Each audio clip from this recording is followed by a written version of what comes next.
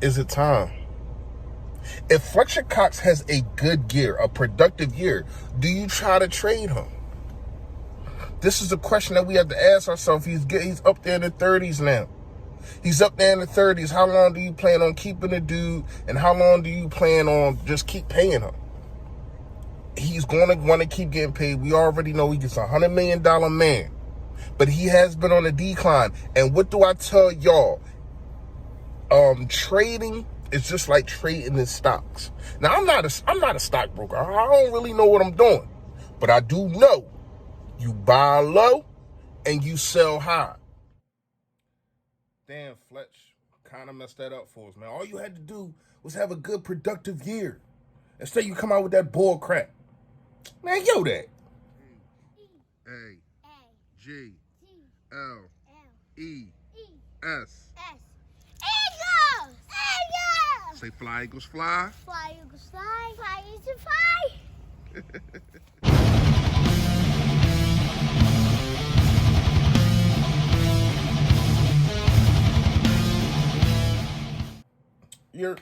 Yo, that, man. You know who it is. You know what it is. Your boy, Fully Fresh, a.k.a. the General here reporting for duty. Listen, if you have not done it, man, I appreciate in advance. If you please, just hit that subscribe button right down there, man. I appreciate it, man. Also, it's a bell next to it to let you know when I put up all this flavor, man. And then to let you know, notification, man. Yo, that gang, man. You know what's going on here. And also, last but not least, man, hit the like for your boy, man. Push me out there. A lot of good things happen for us. A lot of good things happen for me. And I appreciate it. All right, so fresh fact of the day is you can be too committed to somebody that is not committed to you. So you need, just because you was committed to the last person that wasn't committed to you, do not mean that you do not commit to somebody else.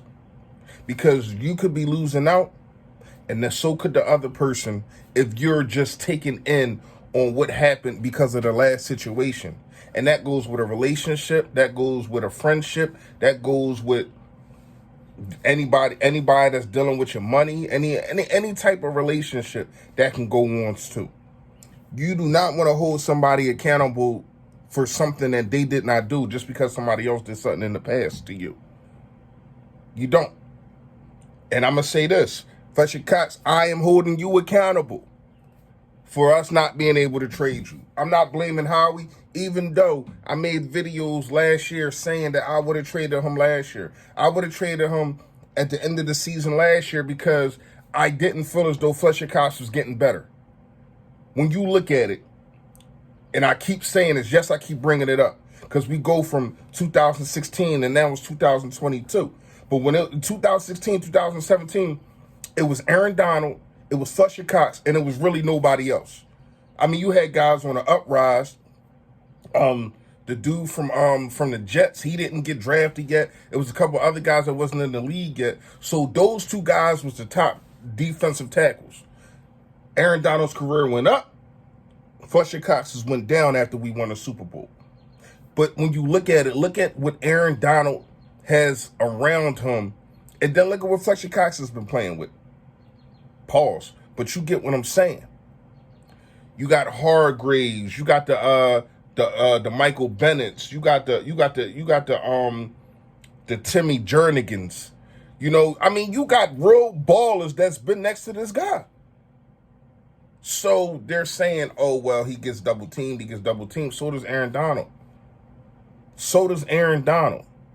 And he still finds a way. And I'm tired of comparing the two. I'm just telling you the trajectory on and why I've been felt as though we should have traded Fletcher Cox.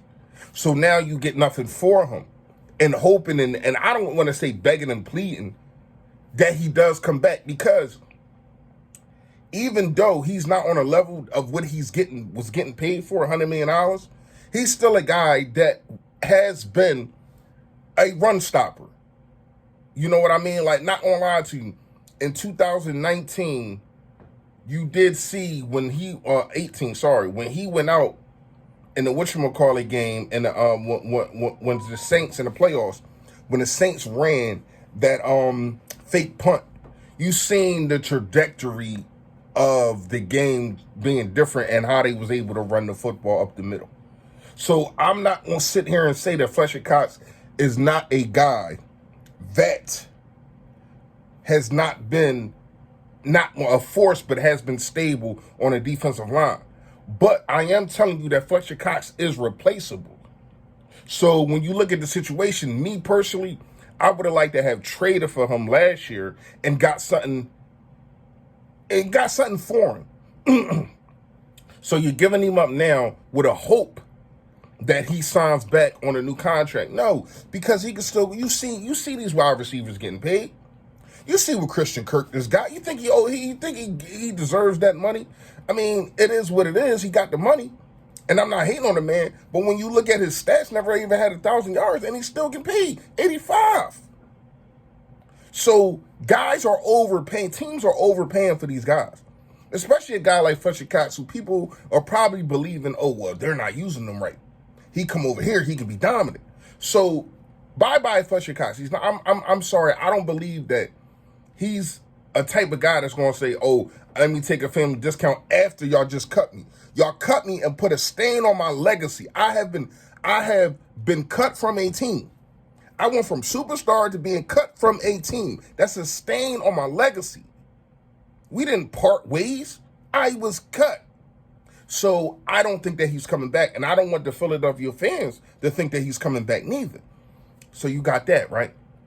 And you also got the situation of these defensive tackles in this draft. And I can't remember who Howie just met with. And it seems like right after you meet with him, oh, bye-bye Fletcher Cox. Now, if that's the case, and you for sure got him locked in, but who knows with this draft? Who knows what the kid does at the combine? You know what I mean? A lot can happen. So if Howie is putting all his eggs in this kid in this one basket, I don't like it. But if you do got other opportunities, and because I don't see anybody in free agency, so you're going to have to draft that for that position, at that position. And then you're going to have to hope Hargraves takes it up another notch, or was at the notch that he was playing at Pittsburgh. Because since he's been here, he has not played at that notch.